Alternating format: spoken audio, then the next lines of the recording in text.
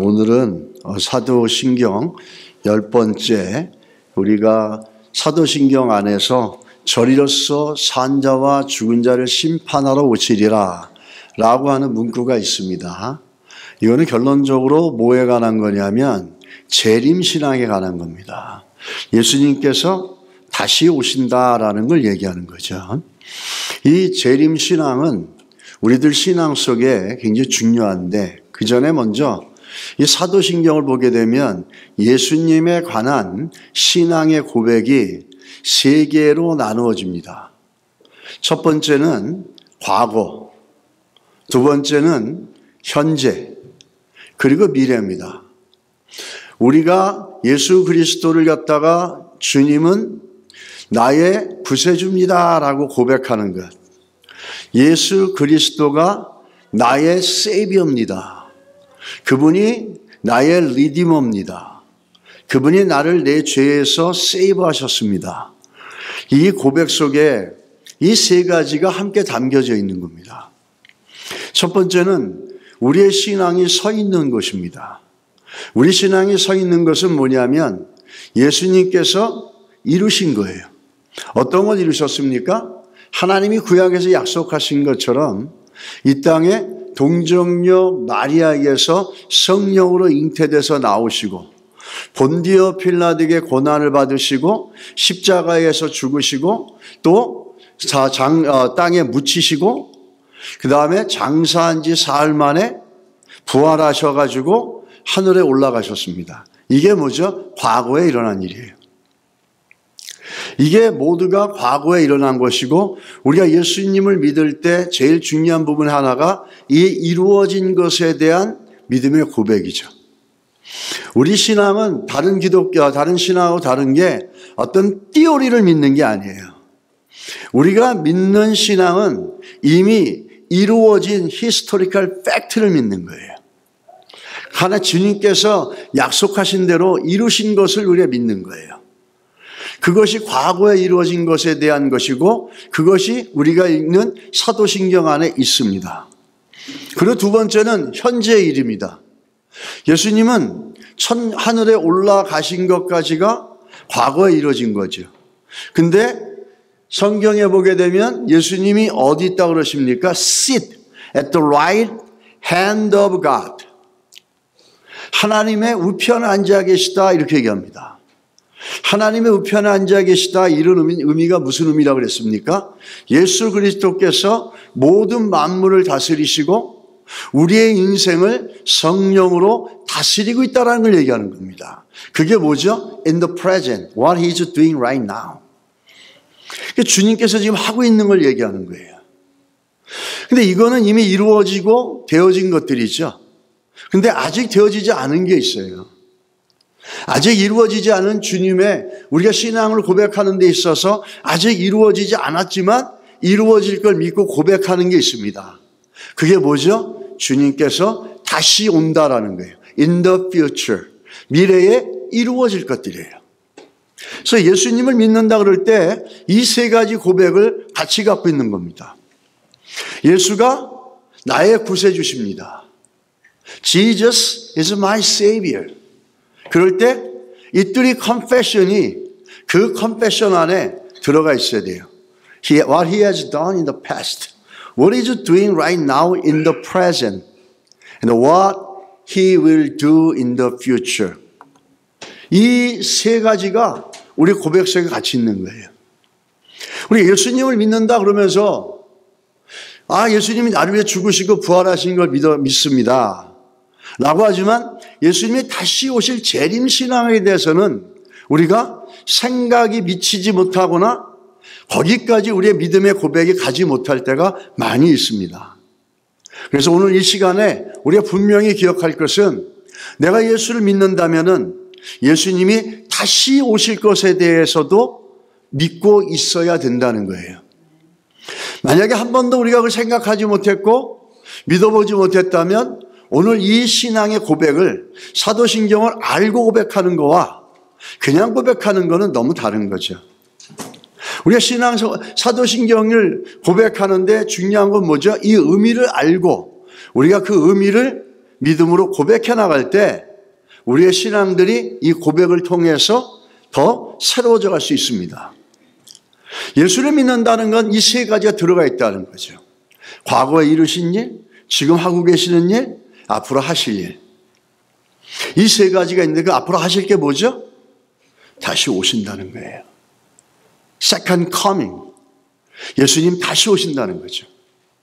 여기까지 믿어야지 이게 온전한 믿음이다 이렇게 얘기할 수 있는 거예요. 우리가 예수님께서 이 땅에 오신다라고 믿는 이 재림의 신앙 너무너무 중요한 겁니다. 이 재림의 신앙이 있을 때 우리들의 삶이 새로워질 수가 있어요. 이 세상 사람들은 우리 크리스찬들의 재림, 예수님이 다시 오실 재림의 신앙에 대해서 어리석다 그러고 비난합니다. 하나의 재미있는 일이 있는데 화물신앙, 카고 컬트라고 하는 미신이 있습니다.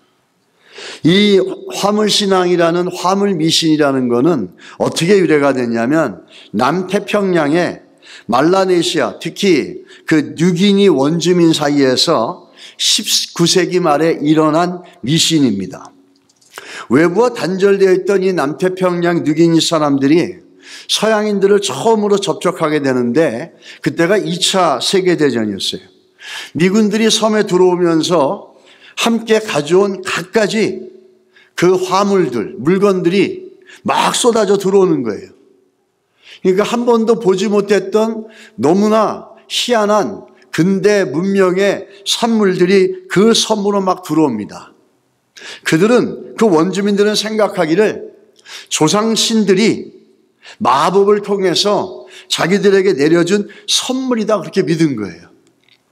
그래서 이 사람들은 거대한 그 화물 비행기에서 신기한 물건들이 막 내려지는 걸 보면서 저거는 자기들의 조상들이 자신들에게 주시려고 했던 물건들을 지금 저 백인들이 가로채 갔다 이렇게 여긴 겁니다. 그래서 이 사람들은 그 물건을 얻으려면 어떻게 할까 고민하다가 비행기 같은 모양을 만들어 놓고 그 활주로 같은 걸 만들어 놓고 그리고 거기서 제사를 지내고 의식을 치른 겁니다.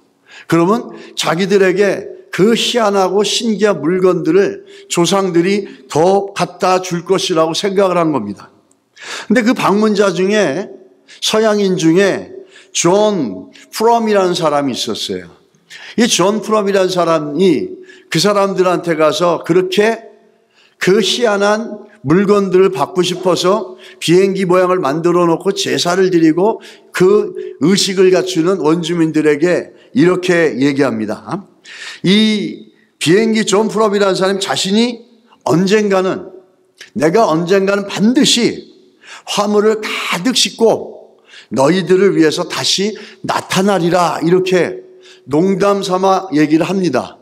그러자 이 원주민들은 그걸 철떡같이 믿은 거예요. 그리고서 그 존 프롬이라는 사람이 올 때까지 비행기 모양을 만들어 놓고 활주로 모양도 만들어 놓고 입은 관제탑 모양도 만들어 놓고 제사를 지내는 거예요.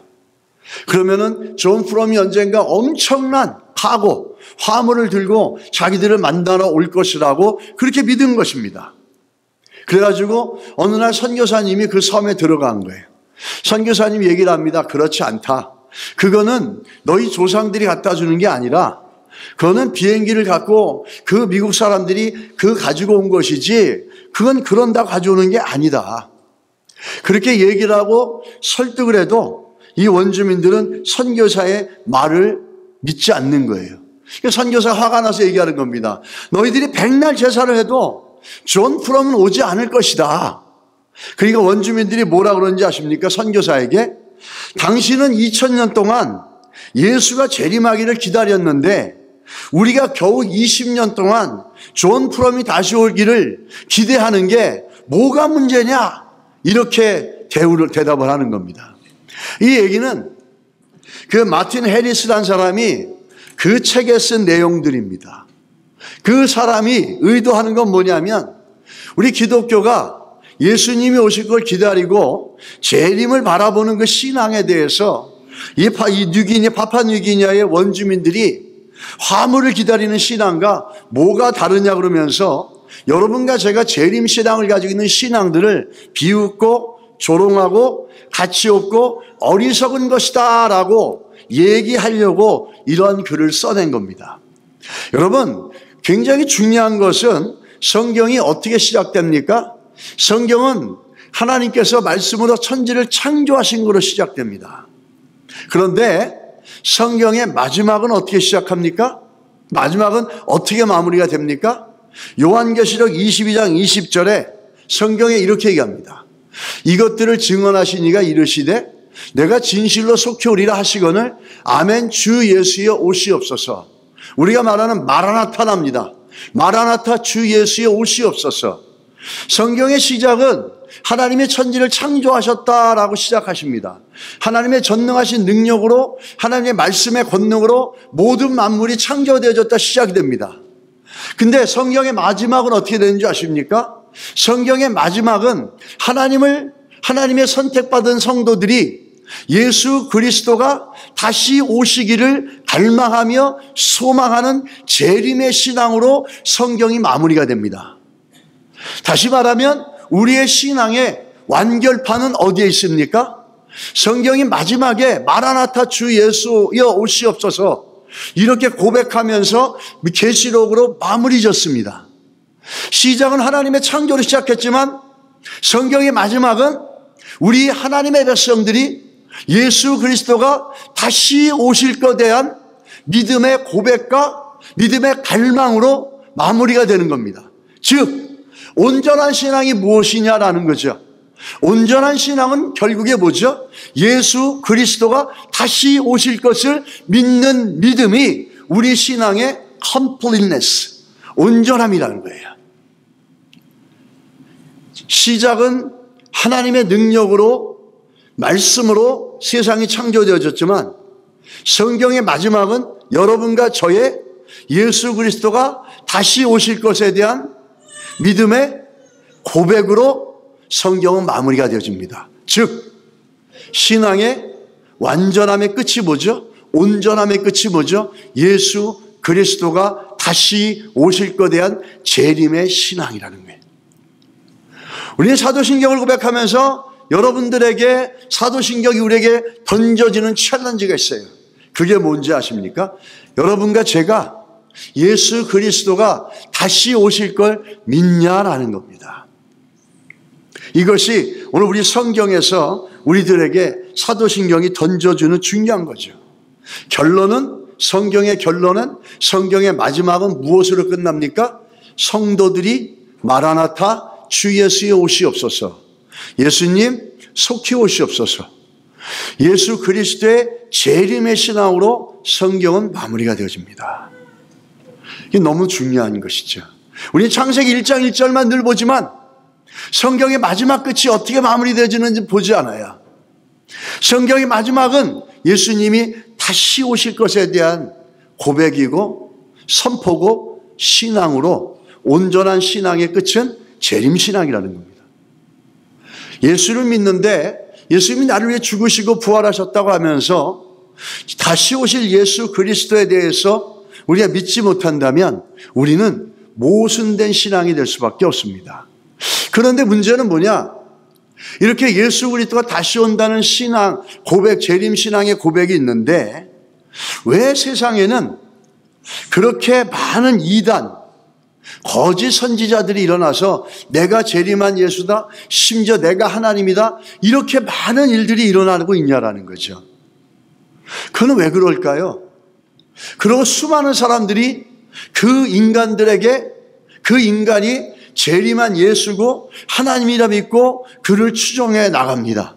왜 이런 일이 일어날까요? 결론적으로 성경이 말하는 주님이 어떻게 오실지에 대해서 모르기 때문이에요.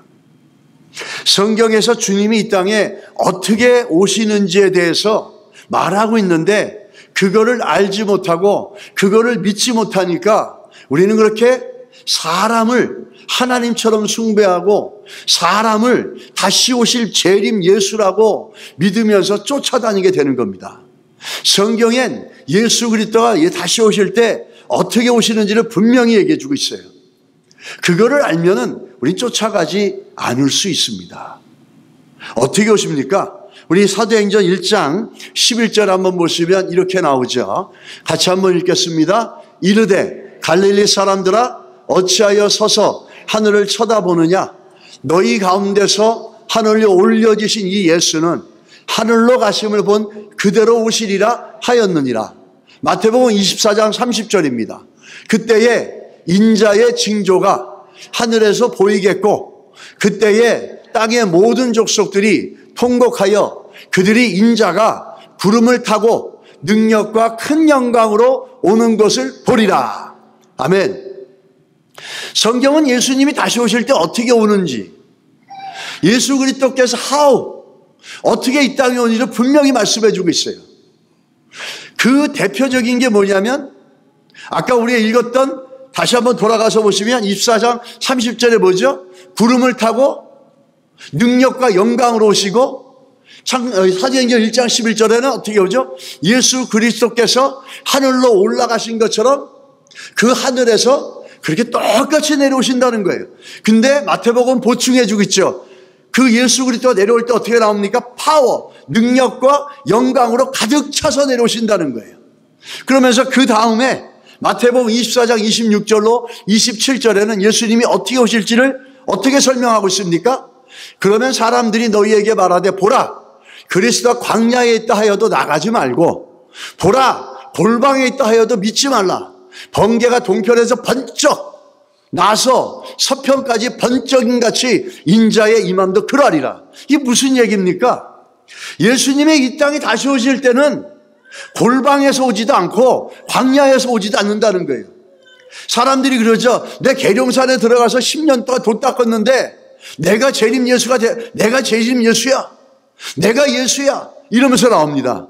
그러면서 기적 하나 보여주면 다 믿다라고 쫓아다니는 거예요. 우리 성경은 뭐라고 얘기하고 있어요? 예수님이 이 땅에 올 때 그렇게 은밀하게 골방에 오지 않고 광야에서 저 은둔 생활하다 나타나는 게 아니라 어디 가서 내가 돛 닦고 어디 가서 능력 받아가지고 내가 예수가 됐다 이런 게 아니라 예수 그리스도가 올 때는 공개적으로 온다는 겁니다. 예수 그리스도가 올 때는 모든 사람이 볼 수 있도록 하늘로부터 구름과 영광을 갖고 번개처럼 모든 일이 보고 들을 수 있도록 그렇게 예수 그리스도께서 오신다는 거예요. 산속에서 계룡산에서 10년 20년 돛 닦다가 내가 재림 예수다 이게 아니라는 거죠. 내가 너한테만 은밀하게 얘기해 주는데 사실 내가 재림 예수야. 그런 기적 하나 보여줘. 와, 이게 진짜 재림 예수네. 이렇게 되는 게 아니라는 겁니다. 재림하시는 예수 그리스도께서는 하늘로부터 모든 만민이 볼 수 있게끔 오픈되고 퍼블릭리 어떻게 합니까? 파워 앤 영광을 갖고 은둔에 있는 광야 속에서 은밀하게 오는 게 아니라 골방에서 은밀하게 오는 게 아니라 모든 사람이 볼 수 있는 하늘로부터 그렇게 내려오신다는 거예요. 그 영광과 권능으로 휩싸여서 모든 이들이 메시아다라고 그렇게 고백하고 탄식하고 알 수 있게끔 그렇게 오시지, 어디 골방에 숨겨져 있다가 어디 광야에서 은둔돼 있다가 나타나가지고 내가 예수야, 내가 재림 예수야, 내가 말이야 20년 동안 돛 닦고 나온 사람이야, 내가 능력 있어, 기적 보여줄게, 이렇게 오는 게 아니라는 거예요. 거짓 선지자들은 이렇게 나오는 게 예수 그리스도 오지도 않는다는 거죠. 우리가 1992년에 어떤 일이 있었습니까? 10월 28일에 예수님이 온다고 다미성경 다가올 미래를 준비하라 그래가지고 모든 재산을 다 팔고 모든 걸 다 버리고 산꼭대기로 올라갔어요. 10월 28일 날. 근데 예수님 오지 않았어요. 그래가지고 엄청난 문제가 사회적으로 일어나지 않았습니까? 예수님은 그렇게 오지는 게 아니에요. 그분이 오실 날짜와 시간은 아무도 몰라요. 하나님만 아세요. 근데 오실 때 어떻게 하죠? 몇몇 사람들만 알게 오십니까? 아니에요. 골방에 있다 갑자기 탁 나타납니까? 그러면서 기적 하나 보여주고 내가 예수? 아니요. 예수 그리스도께서는 하늘로부터 영광과 권능을 입고 내려오면서 모든 이들이 보게 내려오신다는 거예요. 오늘날에 많은 우리 한국에 보면은 누군지 잘 아시죠? JMS 정명석, 내가 재림한 예수고 내가 신이다라고 얘기하고, 통일교 문선명, 그 다음에 저 신천지 이만희 주 재림과 추수, 확신, 대집회. 자기들을 다 재림 예수라 그러고 하나님이라 그러고 있는 거예요. 성경은 예수 그리스도가 이 땅에 올 때 저렇게 오는 게 아니라 그랬잖아요. 어디 가서 돌 닦고 어디서 기도 좀 해서 능력 받아가지고 기적 하나 일으킨다고 해서 그게 재림 예수가 아니라는 거예요. 어떻게 오느냐가 굉장히 중요한 거예요. 다시 오실 예수 그리스도는 저렇게 저 사람들이 말하는 것처럼 오지 않으세요. 어떻게 온다 그랬습니까? 하늘로부터 구름과 영광을 타시고 모든 권능을 입고 만민이 보는 앞에 예수 그리스도께서 오신다는 거예요. 믿으십니까? 그게 성경이 얘기하는 거예요. 성경이 얘기하는 예수 그리스도에 대해서는 믿지 않고 자기들이 보고 싶은 대로 보고 믿고 싶은 대로 믿어버리죠. 저 사람들은 어떻게 하죠? 기적도 일으키고 병도 고쳐요. 근데 성경은 뭐라 그럽니까? 거짓 그리스도들과 거짓 선지자들이 일어나 큰 표적과 기사를 보여 할 수만 있으면 택하신 자들도 미혹하리라. 그걸로 재림 예수라고, 그걸로 예수 그리스도 다시 왔다고 얘기하는 게 아니라는 거예요. 심지어 믿는 자들도 미혹된다 그랬어요. 또 마태복음 24장 11절에 뭐라 합니까? 거짓 선지자가 많이 일어나 많은 사람을 미혹하겠으며.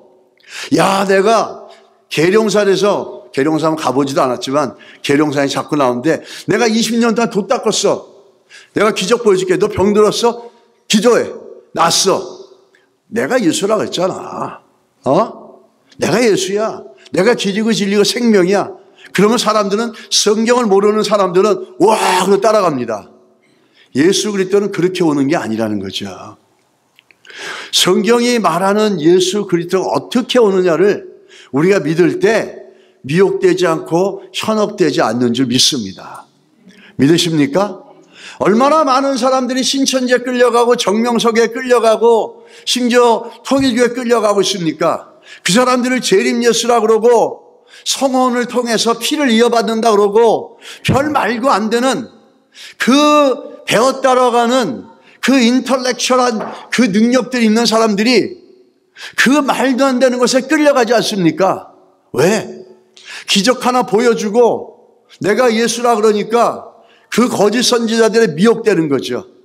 거짓 선지자들은 기적 한두 개 보여주고 그렇게 하지만 예수님이 다시 오실 때는 그렇게 오지 않으세요. 하늘로부터 영광과 권능을 받고 모든 만민이 볼 수 있게끔 오신다는 겁니다. 믿으시길 예수 이름으로 축복합니다. 기적을 보여주고 능력을 보여줬다고 그게 예수 그리스도가 아니에요. 귀신도 하고 마귀들도 얼마든지 능력 보여줍니다. 그러나 예수 그리스도처럼 하늘로부터 내려올 수는 없어요. 이게 성경이 말하는 그리스도가 재림되시는 그리스도의 첫 번째 검증받아야 될 모습이라는 거죠. 두 번째 보시면 이 재림신앙을 가진 성도들은 어떤 신앙이냐, 한마디로 간단하게 말하면 우리가 주님이 다시 오실 걸 믿습니다라고 하는 성도들의 신앙의 삶은 어떤 신앙의 삶과 같아야 되는 겁니까? 성춘향이 같아야 돼요. 여러분 춘향전 아시죠? 우리 한국 사람들이 너무 잘 알려진 얘기죠. 성춘향 하면은 생각나는 사람이 누굽니까? 이도령이잖아요. 이몽룡. 성춘향과 이몽룡 도령이 만나서 서로 좋아하고 사랑에 빠졌습니다. 그런데 이도령의 아버지가 서울로 부임해 가면서 이도령은 성춘향과 이별을 하게 되고 또 그래서 이도령은 서울로 올라가게 됩니다. 그 올라간 사이에 성춘향이 살고 있는 동네에 변학도라고 하는 아주 나쁜 사또가 임갈에 와서 이 성춘향을 계속해서 어렵고 힘들게 만듭니다. 이쁘고 참신한 성춘향을 보고 변사또는 어떻게 합니까? 내 숙청을 들라 그렇게 얘기합니다. 근데 성춘향은 끝까지 춘향이는 절대로 거기에 따라가지 않고 거부하자 온갖 핍박과 고초를 겪습니다. 그래서 결국에는 감옥에 갇히고 감옥에 갇혀서 긴 칼을 쓰고서 모진 고문을 당하면서 어려움을 겪게 되죠. 그렇게 있는데 어느 날 암행어사가 출두하는 겁니다. 암행어사 출두요 그런 거예요. 그래가지고 변학도를 암행어사 때려잡고 그 암행어사가 부채로 얼굴을 딱 가리고 딱 서가지고 그 성춘향을 마당으로 대제시킵니다. 그러면서 성춘향에게 그 암행어사 얘기합니다. 죄인은 고개를 들라. 그러니까 춘향이가 고개를 딱 듭니다. 그러자 그 암행어사가 자기 얼굴을 가리키는 부채를 싹 내립니다. 누구였습니까? 이몽룡이었다라는 거죠. 그 기쁨과 감격이 어마무시하지 않았겠습니까? 그렇게 고초를 겪으면서도 이몽룡을 생각하면서 참고 견디고 견뎠는데 그 진짜 끝나갈 줄 알았는데 암행어사 출도요 해가지고 나가보니까 그 암행어사가 자기가 그렇게 꿈에 그렸던 이도령이었던 거예요.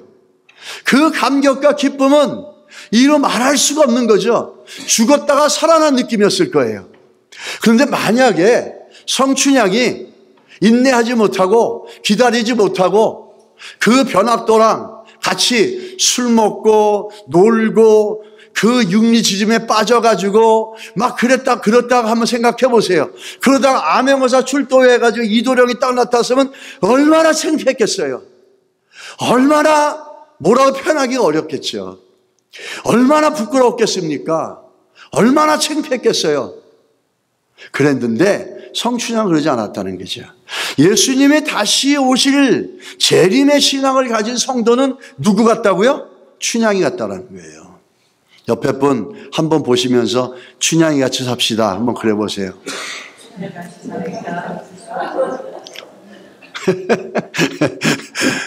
이 춘향이 같은 신앙이라는 거죠.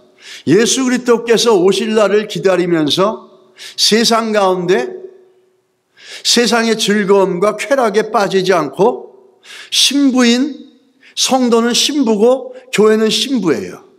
신부인 우리들이 춘향이처럼 잘 우리의 신앙을 지켜서 예수님이 언제 올지 모르는데 갑자기 딱 나타났을 때 예수 그리스도 앞에 신랑 되신 예수 그리스도 앞에 우리가 정말 기쁨과 감격으로 그렇게 주님, 신랑 되는 주님을 만날 수 있어야 된다는 거죠. 이게 재림신앙이라는 거예요. 예수 그리스도께서 다시 오실 것을 믿는 이 재림신앙. 이 재림신앙에는요, 세상에서 줄 수 없는 깊은 위로가 있습니다. 우리가 재림신앙 그 18절에 보면 우리가 데살로니가 전서 4장에 뭐라 그러죠? 예수님이 다시 오실 것을 얘기하잖아요. 그러면서 마지막에 어떻게 하죠? 그러므로 이런 말로 서로 위로해라. 이렇게 합니다. 주님이 다시 오실 거야. 주님이 다시 오시면 우리의 아픔과 우리의 슬픔을 주님께서 위로해 주시고 우리에게 상급을 주시고 격려해 주시고 품어주시고 안아주실 거야. 이렇게 재림의 신앙은 성도가 성도로서 살아가는데 위로와 격려를 준다는 거예요. 이 세상의 즐거움과 세상의 속에 살면서 세상의 즐거움과 기쁨은 잠깐이지만 재림의 신앙을 가진 사람은 재림의 신앙으로 위로받고 격려받는 것은 이것은 꺼지지 않습니다. 손양원 목사님이라고 여러분 잘 아시죠? 순교자 송양원 목사님. 이분은 두 아들을 공산당에게 잃고 자기 두 아들을 죽인 그 사람을 자기의 양자로 드린 분이십니다. 그래서 이분을 사랑의 원자탄이라 이렇게 얘기합니다. 근데 이분의 신앙은 손양원 목사님은 늘 천국에 대한 소망, 하늘을 바라보며 살아가는 그런 믿음의 삶을 살았어요. 늘 주님 다시 오실 걸 바라보고 바람만 불어도 주님 오시나 내다보고 비만 와도 주님이 오시지 않겠나 한번 살펴보고 이렇게 늘 주님이 다시 오실 것과 저 천국의 소망을 갖고 살았던 분이에요. 그래서 그 가슴과 생각과 이런 것들이 세상에 얽매이지 않고 늘 천국을 향해서 다시 오실 주님을 바라보며 사셨던 분이에요. 그래서 이분이 늘 입술에 달고 다니는 고백이 있었어요. 가난을 애초로 삼고 고난을 스승으로 삼고 죽음을 소망으로 삼으며 이렇게 살았던 거예요. 천국의 소망을 갖고 있으니까 세상에서 가난하고 부해지는 그것이 문제가 아니라 애처. My loved wife. 그것으로 삼는다 이렇게 하는 거죠. 고난을 스승으로 삼아서 배우고 죽음을 절망으로 생각하지 않고 주를 만날 수 있는 소망으로 삼으며 살아가셨다라는 거예요. 이분이 이 천국에 대한 소망을 갖고 살아가면서 하루하루 살아가다가 손 목사님이 옥중에 갇히게 되죠. 온갖 고난과 거기서 매질을 당합니다. 그때 지칠 때마다 손수 지은 찬양이 있어요. 주님 고대가라고 하는 찬송을 지어서 부르셨어요. 그 가사의 내용은 정말 하늘에 대한 소망으로 가득 차 있습니다. 그 가사 내용은 이렇습니다. 낮에나 밤에나 눈물 머금고 내 주님 오시기만 고대합니다.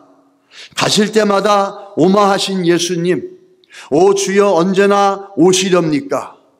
고적하고 쓸쓸한 들판에서 희미한 들판만 등불만 밝히어놓고 오실 줄만 고대하고 기다리오니 오 주여 언제나 오시렵니까? 먼 하늘 이상한 구름만 떠도 행여나 내 주님 오시는가 해 주님 계신 그곳에 가고 싶어요. 오 주여 언제나 오시렵니까? 천년을 하루같이 기다린 주님, 내 영혼 당하는 것 볼 수 없어서 이 시간도 기다리고 계신 내 주님, 오 주여 이 시간에 오시옵소서. 이게 손양훈 목사님이 예수 믿는 것, 목사라는 것 때문에 공산당에 잡혀서 투옥되고 감옥되면서 그 고통 속에서 주님을 바라보면서 하늘에 구름만 껴도 예수님 오시나라고 했다는 거예요. 왜죠? 성경에 예수 그리스도께서 저 구름을 타고 영광 가운데 권능으로 하늘로부터 온다고 했기 때문에 그 하늘을 바라보면서 예수님이 혹시나 오시나라고 늘 기대하고 고대하며 살으셨다라는 거예요. 그 온갖 핍박 속에서도 천국에 대한 소망, 다시 오실 예수 그리스도에 대한 소망이 있었기 때문에 손 목사님은 기꺼이 견뎌내고 기꺼이 그 모든 고난 속에서 예수 그리스도 이름을 지켜나가고 심지어 자기를 죽인, 자기 자식들을 죽인 두 아들을 자기의 양자로 삼으시는 그런 놀라운 일들을 이루어낼 수 있었다는 겁니다. 여러분, 천국에 대한 소망, 주님 다시 오실 재림에 대한 신앙은 우리들에게 끊임없이 하늘이 주는 믿음의 위로들이 있다는 것을 기억하시기 바랍니다. 우리 주님이 오시면 어떤 일이 있습니까? 성도들에게 상급을 주십니다. 시편 62편 12절에 뭐라 그럽니까? 주여 인자함은 주께 속하오니 주께서 각 사람이 행한 대로 갚으심이다. 아멘. 주님께서 오시면 성도들에게 상급을 주십니다.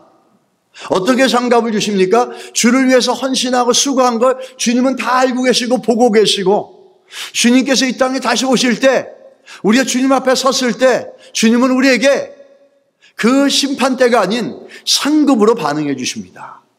고린도후서 5장 10절에 이는 우리가 다 반드시 그리스도의 심판대 앞에 나타나게 되어 각각 선악간에 그 몸으로 행한 것을 따라 받으려 합니다. 모든 사람들, 죽은 사람이나 산 사람이나 예수 그리스도 심판 앞에 다 섭니다. 그래서 예수 그리스도를 믿었던 성도들은 그가 하나님 앞에 했던 행위대로 하나님께서 상급을 주시고, 또 예수 그리스도를 믿지 않는 자들은 생명책에 기록되어지지 않음으로 인해서 영원한 형벌 속에 빠져간다는 겁니다. 또 요한일서 1장 8절에 이렇게 얘기하죠. 너희는 스스로 삼가 우리가 일한 것을 잊지 말고 오직 온전한 성을 받으라. 우리가 주를 위해서 한 것을 잃어버리지 말아라. 주께서 우리들에게 온전하게 우리가 한 것에 대해서 상을 베푸시겠다고 말씀하시는 거예요. 여러분이 주를 위해서 수고하시고 믿음으로 견디고 믿음으로 인내하고 믿음으로 하나님 앞에서 정말 작은 것 하나, 교회 와서 쓰레기 하나 짚는 것조차 주께서는 기억하실 줄 믿습니다. 주를 위해서 시간을 드리고, 주를 위해서 몸을 드리고, 주를 위해서 우리의 물질을 드리고, 주를 위해서 내 마음을 드리고, 내 생각을 드리고, 이 모든 것들을 하나님은 기억하시고, 그날에 주님이 오실 그날에 우리가 주님 앞에 섰을 때 착하고 충성된 종이라 그러면서 우리들에게 갑적으로 상급으로 주실 줄 믿습니다. 그 재림신앙이 있는 사람들은 이 땅에 살면서 주께서 주실 것에 대한 것을 소망하면서 기꺼이 손양은 목사님 같이는 못 살아도 그 반의 반이라도 살아가려고 한다는 것입니다. 우리가 또 바울도 똑같이 얘기합니다. 바울도 하늘의 상급을 바라보며 자기가 기꺼이 싸웠다는 겁니다. 디모데후서 4장 7절로 8절에 나는 선한 싸움을 싸우고 나의 달려갈 길을 마치고 믿음을 지켰으니 이제 후로는 나를 위하여 의의 면류관이 예비되었으므로. 바울이 이 땅에서 수많은 고난을 겪었잖아요. 그런데 그 수많은 고난을 겪으면서도 그거를 감당할 수 있었던 것은 뭐죠? 그 소망이 하나 있었어요. 자기가 주님 앞에 섰을 때 의의 면류관으로 상급을 받을 수 있다라고 하는 그 소망과 믿음으로 그는 그 많은 것들을 견디고 인내할 수 있었다라는 겁니다. 하나님이 주님 다시 오실 재림의 신앙, 천국의 소망이 있는 성도들은 우리가 이 땅 가운데 주님 때문에, 예수 그리스도 때문에 조금 힘들고 조금 어려운 것들에 대해서 오히려 기뻐하고 소망을 갖습니다. 내가 이 일을 통해서 내가 이렇게 지금 sacrifice하고 내가 이렇게 디보트하고 내가 이렇게 커밋먼함을 통해서 주께서는 나에게 상급을 주실 것이다 라고 하는 소망이 있다라는 거예요. 그날에 의로우신 재판장이 그날에 내게 주실 것이며 내게만 아니라 주의 나타나심을 사모하는 모든 자에게 도니라. 재림의 신앙을 가진 성도는 바울처럼 나에게 주어진 일에 최선을 다하고 충성한다는 거예요. 재림의 신앙이 있는 성도들, 예수는 믿어요. 예수가 나를 위해 죽으시고 부활하셨어요. 왜 그걸 믿습니까? 나한테 유익이 되니까. 근데 정말 그런 예수 그리스도를 나의 구주로 믿는다면 주님 다시 오실 것을 믿고 재림의 신앙으로 이 땅 가운데 우리의 신앙을 지켜나가고 그 신앙을 지켜나간 정도가 아니라 바울처럼 손양원 목사처럼 우리가 헌신하고 희생하면서도 낙심하고 절망하지 않고 주께서 나에게 주실 상급을 바라보며 주님 다시 오셨을 때 칭찬하시고 나에게 베풀 상급을 바라보며 오늘도 기꺼이 그 일을 믿음으로 감당해 나가려고 하는 그런 마음들이, 그런 태도들이 있는 자들이 재림의 신앙이 있는 사람들이에요. 그 신앙까지 이 세 가지가 함께 들어가 있는 거죠. 주님이 이루신 일, 하고 계시는 일, 미래에 이루실 일. 예수는 믿는데 재림의 신앙은 없어요. 이거는 모순이에요. 내가 예수님이 나를 위해 사신 거는 믿어.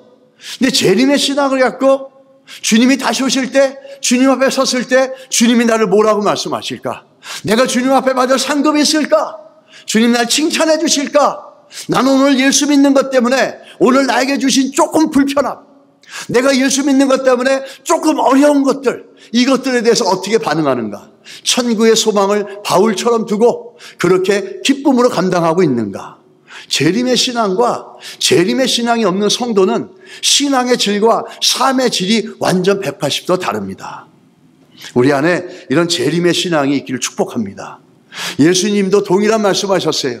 계시록 2장 10절에 뭐라 그럽니까? 너는 장차 받을 고난을 두려워하지 말라. 볼지어다 마귀가 장차 너희 가운데서 몇 사람을 오게 던져 시험을 받게 하리니 너희가 10일 동안 환난을 받으리라. 내가 죽도록 충성하라. 그리하면 내가 생명의 간을 내게 주리라. 아멘.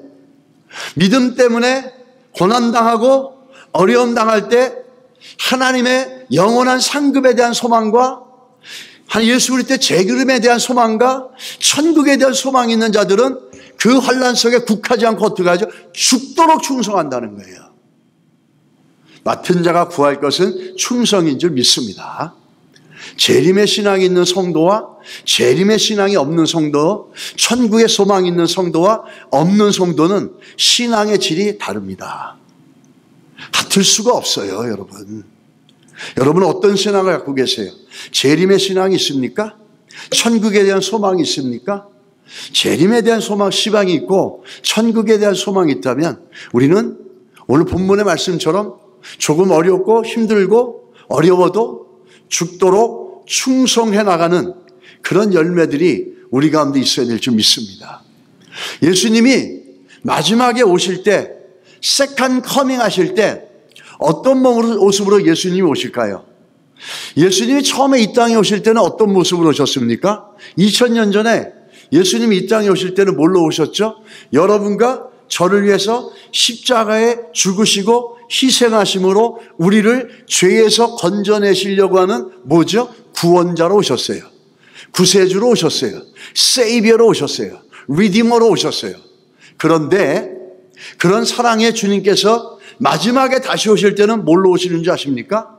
심판자로 오세요. 예수 그리스도께서 다시 오실 때는 그렇게 우리를 위해 희생하시고 우리를 위해서 십자가에서 죽으시는 구세주로 오시는 게 아니라, 구원자로 오시는 게 아니라 우리를 심판하는 심판자로 오신다는 거예요. 그 말은 무슨 얘기인지 아십니까? 인간들이 많은 어떤 휴머니스틱한 사랑은 영원한 것이고, 사랑은 forever하고, 사랑은 perish, 될 수 없고, 이렇게 얘기하죠. 근데 성경이 말하는 하나님의 사랑은 제한됐다라는 거예요. 언제까지? 예수님이 다시 오실 때까지. 하나님의 사랑을 베풀 때가 있고, 그 사랑을 베푼 자들에게는 예수님이 다시 오실 때 영생을 얻을 것이고, 그 사랑을 베풀었는데 받아들이고 깨닫지 못하고 구세주를 받아들이지 못하면 예수님이 다시 오실 때 심판자가 돼서 오셔서 그들을 어떻게 합니까? 영원한 불로 던져지게 만든다는 거예요. 우리 하나님의 사랑은 영원한 게 아니에요. 우리가 이 땅에 살아가면서 하나님의 사랑은 우리들을 지켜주시고 인도하시지만, 주님이 다시 오실 때는 주님은 사랑으로 오시는 게 아니라, 십자가의 사랑으로 오시는 게 아니라 뭘로 오시죠? 심판자로 오시는 거예요. 우리 그걸 기억해야 됩니다. 매일 사랑 타령만 하고 사랑만 얘기해가지고 사랑이 뭔지도 모르면서 무조건 자기가 좋은 것, 내가 보기에 편한 것, 이게 사랑 아니에요. 그거를 사랑으로 알고 있는데, 여러분 기억하세요. 하나님의 사랑은 결국에 심판으로 종결되어지는 겁니다. 요한계시록의 마지막에 주님 다시 오실 걸 마라나타라는 고백으로 성경이 끝나는 것처럼, 우리의 신앙의 마지막도, 예수를 믿는 신앙의 마지막도 결국은 심판자로 오신 예수를 만날 수밖에 없다라는 거예요. 그래서 사도들이 얘기합니다. 사도행전 10장 42절에 우리에게 명하사 백성에게 전도하되 하나님이 살아있는 자와 죽은 자의 재판장으로 정하신 자가 곧 이 사람인 것을 증언하게 하셨고, 누구죠? 하나님께서 예수 그리스도를 재판장으로 세우셨다라는 거예요. 하나님께서, 예수 그리스도께서 모든 사람을 저지할 수 있는 권한을, 어토리티를 주셨다라는 거예요. 그래서 예수 그리스도 앞에 모든 사람들이 죽은 자든 산 자든 다 예수 그리스도 앞에, 심판 앞에 서게 된다는 사실입니다. 그 다음 보시기 바랍니다.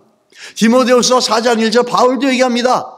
하나님 앞과 살아있는 자와 죽은 자를 심판하는 그리스도 예수 앞에서 그가 나타나실 것과 그의 날을 두고 엄히 명하노니, 엄히 명하노니 주님 오신다는 거잖아요. 엄히 명한다는 얘기는 많은 의미가 있죠. 그 중에 보십시오.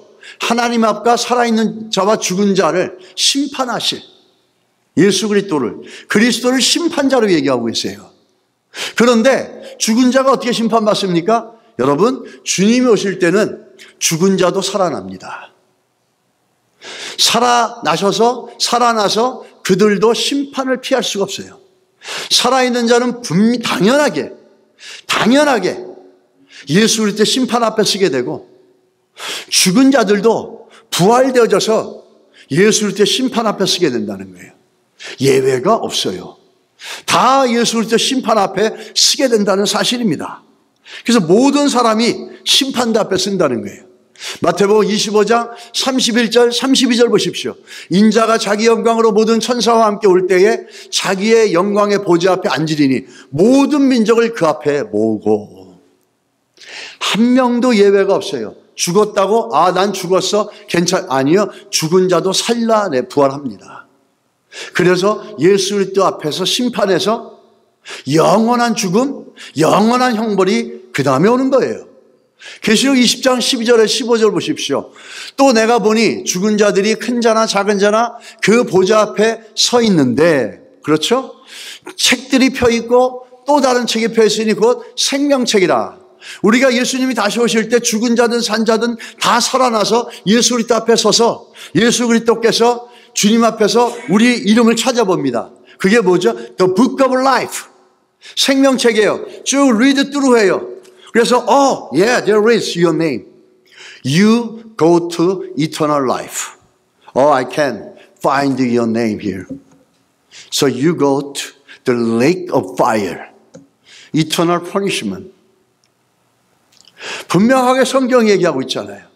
이라 죽은 자들이 자기 행위를 따라 책들에 기록된 대로 심판을 받으리니 바다가 그 가운데 죽은 자들을 내주고 또 사망과 음모도 그 가운데서 죽은 자들을 내주매 각 사람이 자기 행위대로 심판을 받고 사망과 음부도 불못에 던져지니 이것은 둘째 사망 곧 불못이라. 누구든지 생명에 기록되지 못한 자는 불못에 던져지리라. 예수님이 다시 오셔서 믿지 않는 자들, 생명에 기록됨이 없는 사람들, 생명책에 기록됨이 없어요. This is the book of life. So let me find your name here. No. I can't find your name. 네 이름 여기 없어. 너는 eternal life에 갈 수 없어. 너는 eternal punishment, which is a lake of fire. 글로 갈 수밖에 없어. 그러면서 주님이 다시 오실 때 믿는 자에게는 상급을 주지만 믿지 않는 자들에게는 형벌이 내려집니다. 영벌이 내려집니다. 요한계시록 20장 14절에 사망과 음부도 불못에 던져지니 이것은 둘째 사망 곧 불못이라. Physical death. 우리 육체가 죽는 것은 first death이에요. 그런데 second death는 뭐죠? After judgment. 이 judgment 이후에 두 번째 사망이런데 그게 뭐죠? 영원한 형벌이라는 거죠. 여러분들을 협박하려고 무섭게 하려고 하는 게 아니라 성경에 기록한 걸 똑바로 보자는 거예요. 똑바로 보고 똑바로 믿자라는 거예요. 오늘날은 사랑 타령하고 맨날 위로 격려 얘기하면서도 그렇게 얘기하면서 그런 그런 어떤 휴머니스틱한 love, 어떤 휴머니스틱한 faith 이런 것에 빠져가지고 성경이 말하는 걸 못 봐요. 근데 성경대로 얘기하면은 저거는 극단적이다 이렇게 얘기하죠.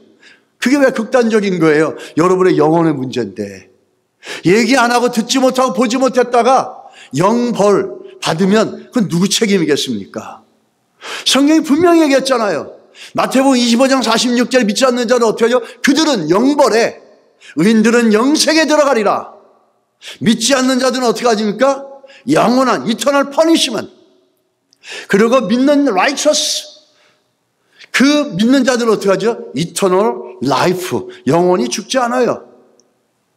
그 영벌을 받는 자들은 죽고 싶어도 죽을 수가 없는 거죠. 여러분, 우리 예수 그리스도를 믿는 것이 우리들의 영원한 삶, 이것을 허락해 연결되어져 있다라는 거죠. 다니엘서 12장 2절에 보십시오. 땅의 티끌 가운데에서 자는 자 중에서 많은 사람이 깨어나 영생을 받는 자도 있겠고, 뭐죠? 죽었다 할지라도 예수님 다시 오실 때 부활돼가지고 그 앞에서 심판을 받아서 영생을 받을 자가 있고 아니면 영원히 죽을 자가 있다라는 거예요. 마가복음 9장 48절 거기에서는 어디죠? 지옥입니다. 헤이데즈, 구더기도 죽지 않고 불도 꺼지지 아니하니라. 얼마나 무섭고 흉측한 곳입니까? 이게 영원히 산다는 거예요. 우리의 영혼은 죽지 않아요. 우리 육체는 죽어도 여러분 안에 있는 영혼은 죽지 않아요. 성경은 우리가 뭐죠? We are living soul. 우린 죽지 않아요. 우리 영혼은. 우리 안에 있는 영혼이 우리의 conscious를 만들어내는 거예요. 그 영혼은 죽지 않아요. 육체는 죽어도 영혼은 죽지 않아요. 여러분이 때리면 아프고 누르면 힘든 것들이 왜 그런지 아세요? 우리 안에 영혼이 있어서 그런 거예요. 그 영혼이 있기 때문에 느낄 수 있는 거예요. 근데 그 영혼이 죽지 않고 살아있다 보세요. 그 고통을 느끼면서 우리가 오늘 예수 그리스도를 믿는 것에 있어서 종말의 신앙, 다시 오실 예수님, 천국에 대한 소망도 가지셔야 되고 갖기를 주의 이름으로 축복하고 더 나아가서 예수를 구주로 모르고 있다면 오늘 이 시간 예수 그리스도가 나의 죄를 위해 죽으시고 부활하신 구세주임을 믿어야 될 줄 믿습니다. 우리 오늘 그 말씀을 보면서 마무리하는 것은 이런 겁니다. 우리가 성경에 보게 되면 사람은 두 가지로 나옵니다. 두 가지 성향의 사람이 나오는데 이 두 가지 성향의 사람들을 보게 되면은 한 가지 성향은 땅에 집착하는 사람들이에요. 또 한 가지 성향의 사람은 하늘을 우러러보고 사는 사람들이에요. 이 두 가지로 나온다는 거죠. 사람이 영혼과 육체로 되어져 있기 때문에 영혼은 위로 올라가고 또 우리 육체는 땅으로 꺼져 들어갑니다. 솔로몬은 성경이 이렇게 얘기하죠. 인생의 혼은 위로 올라가고 흙으로 지음받은 몸은 땅으로 돌아간다. 7절에 보면 육은 땅으로 돌아가고 영은 하나님께로 돌아가기 전에 기억하라 이렇게 얘기합니다.